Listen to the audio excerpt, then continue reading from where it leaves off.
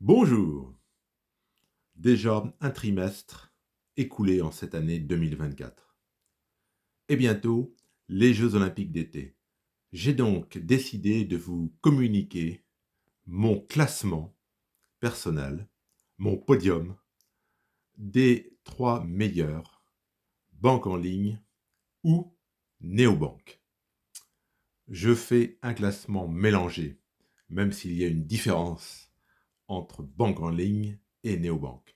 Une banque en ligne est une filiale d'une banque traditionnelle qui a des guichets dans les rues de vos villes.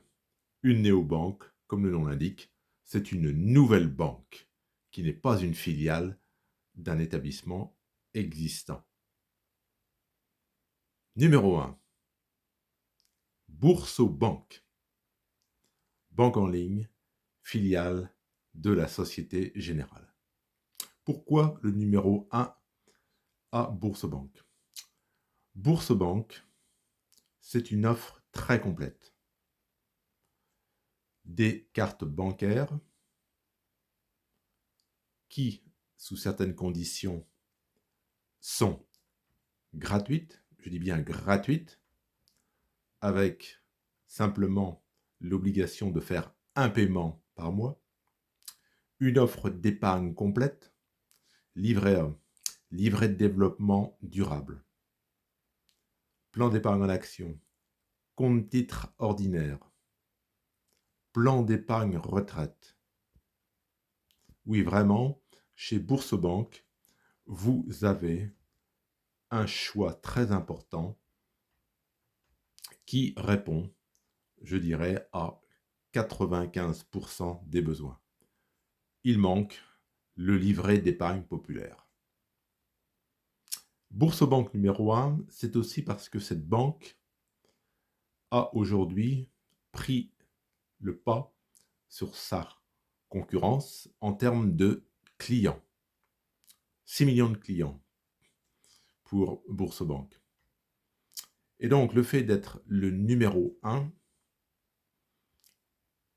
protège les clients du fait qu'une banque en ligne peut mettre la clé sous la porte. Et oui, plusieurs sont dans ce cas. ING France a baissé le rideau il y a déjà 3 ans. Orange Bank, pardon. Orange Bank a annoncé très clairement la fin de ses activités prochainement. La French Bank, ma French Bank, filiale de la Banque Postale, également a annoncé tirer le rideau. Et donc, je pense que choisir le numéro 1, c'est se protéger contre tous les inconvénients liés à la fermeture d'un établissement. Alors, ce n'est pas suffisant d'être numéro 1, on est bien d'accord. Mais je le répète, Bourse-Banque, c'est une offre bancaire très complète, des cartes bancaires qui peuvent être gratuites. Et puis, régulièrement, pour les nouveaux clients, Bourse-Banque donne des primes de bienvenue très confortables. Derrière, il y a la Société Générale, qui est un grand groupe. Je pense vraiment qu'en devenant client Bourse-Banque, c'est du solide. Je répète, je ne suis pas conseiller financier, je suis payé par aucun établissement. Je vous donne mon ressenti personnel. C'est à vous d'affiner vos recherches, de voir si Bourse-Banque peut vous contenir. Mais pour moi, première place sur le podium, Bourse-Banque. En deuxième place, sur le podium, Revolut, néobanque. Alors, Revolut est le numéro 1 en France, incontestablement, des néobanques, devant N26 en nombre de clients. Et Revolut, depuis maintenant son arrivée en France, a considérablement augmenté son offre. Plusieurs types d'abonnements, de la carte standard à 0 € par an, carte entièrement gratuite, avec des offres qui vont jusqu'à l'offre ultra, l'offre haut de gamme à 45 € par mois. des offres pour placer votre argent. Vous pouvez investir en crypto-monnaie. Vous pouvez investir en actions américaines ou ETF directement avec un courtier américain avec des frais de courtage très bas pour des offres, pour des ordres, petits ou moyens. C'est également régulièrement des nouveautés, les comptes flexibles rémunérés, qui se veulent une alternative à l'épargne classique sur livret. Avec les comptes flexibles rémunérés, vous touchez l'intérêt des sommes déposées au jour le jour. C'est aussi la possibilité d'emprunter. Bon, j'ai fait une vidéo spécifique à ce sujet, je n'y reviens pas. C'est régulièrement des nouveautés qui font que cette néobanque est à la pointe aussi bien en termes de placement bancaire qu'en termes d'innovation technique. J'ai fait récemment une autre vidéo sur Revolut qui commercialise désormais une eSIM, une carte téléphonique virtuelle qui permet d'économiser des frais d'itinérance lorsque l'on voyage à l'étranger. Bon, Revolut se veut vraiment une plateforme de placement très très complète. Ils ont en projet la possibilité de pouvoir commercialiser le livret A, ce qui peut être possible puisque Revolut a ouvert en 2023 une filiale en France et désormais les clients Revolut disposent d'un relevé d'identité bancaire, un IBAN en FR, IBAN qui est accepté partout.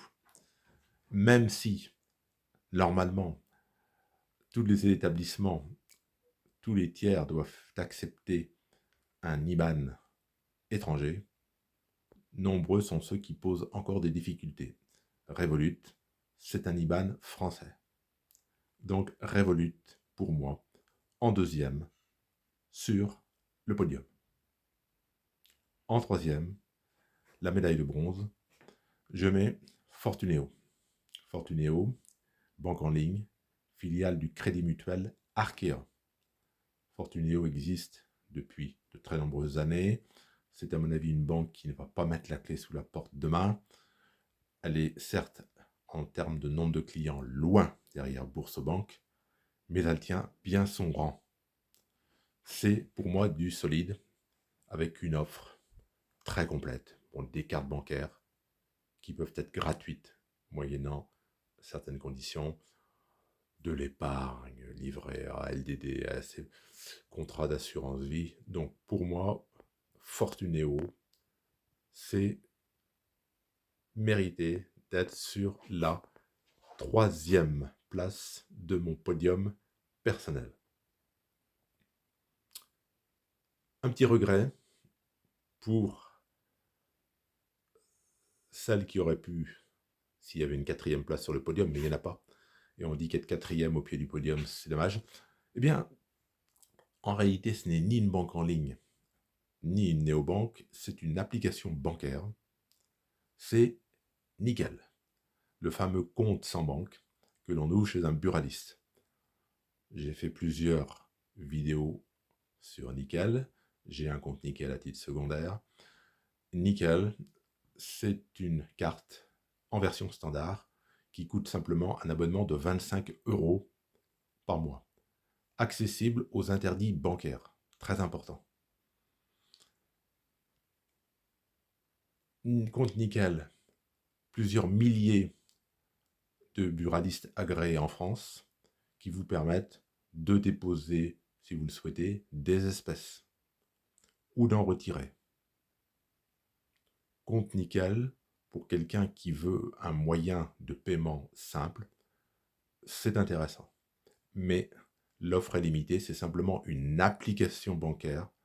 Nickel est un établissement de paiement, ce n'est pas un établissement de crédit comme une banque. Et même si Compte Nickel a été racheté en 2017 par BNP Paribas, le géant européen de la banque, Compte Nickel n'en est pas pour autant devenu une banque. C'est simplement une application de paiement, qui n'offrent pas de possibilité d'emprunt et pas de possibilité d'épargner, ce qui est dommage. Voilà, c'était mon podium, mon classement personnel des 3 meilleures banques en ligne ou néobanques. Je vous souhaite une bonne fin de soirée. Au revoir.